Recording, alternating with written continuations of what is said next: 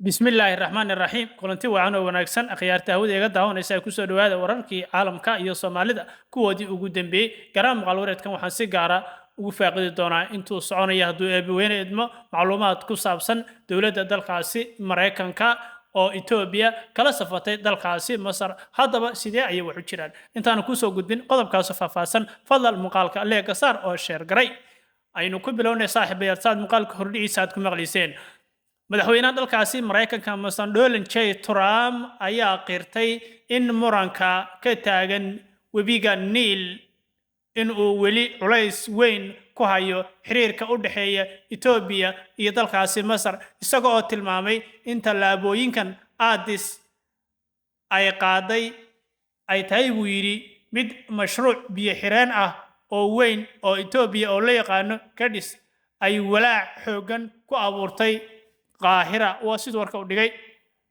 Trump ayaa arrintan ka sheegay kulan oo la yeeshay madaxweynaha dalkaasi Masar Abdel Fattah al-Sisi isagoo oo xusay in dawladdiisu ay dhowr jeer isku dayday inay dhexayso labada dal waa Masar iyo Ethiopia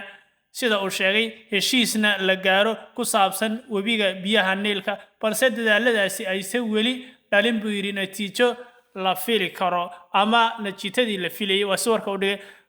madaxweynaha Trump ayaa sidoo kale sheegay in Masar ay si weyn ugu tiirsan tahay biyaha webiga Niilka isla markaana ay muhiim tahay in la tixgeliyo baahida iyo amniga biyaha dhammaan ee dalalka webigu maro ayuu sheegay wuxuu carabka ku adkeeyay in xal kasta oo lagu doonayo muranka in lagu yareeyo ay ku xiran tahay wada hadal iyo is-afgarad taas oo wada hadallada ku haboon buu yiri in lagu maareeyo buu yiri xiisada imika taagan waa sidoo warka u dhigay Trump ayaa sidoo kale ku eedeeyay Ethiopia inay leexsatay heshiisyo iyo is-afgaradyo hore oo wuxuu yiri la isku dayay in lagu xalliyo muranka isagoo sheegay in arrintaas ay sii kordhisay walaaca Masar wuxuuna ku baaqay in dib loo furo wada hadallo miro dhal ah oo ay taageerayaan buu yiri labada dhinac ee caalamka waa dawladda dalkaasi Mareykanka iyo kuwa dhexdhexaadiye waa sidoo warka u dhigay dhanka kale khilaafka u dhaxeeya Ethiopia iyo Masar ayaa salka ku haya webiga biyo xireenka Nile ee Ethiopia laga dhisay waa Blue Nile kaasi oo Addis Ababa ay ku tilmaamtay mashruuc muhiim ah oo horumar iyo dhaqaale iyo koronto siinaya buu yiri dalkaasi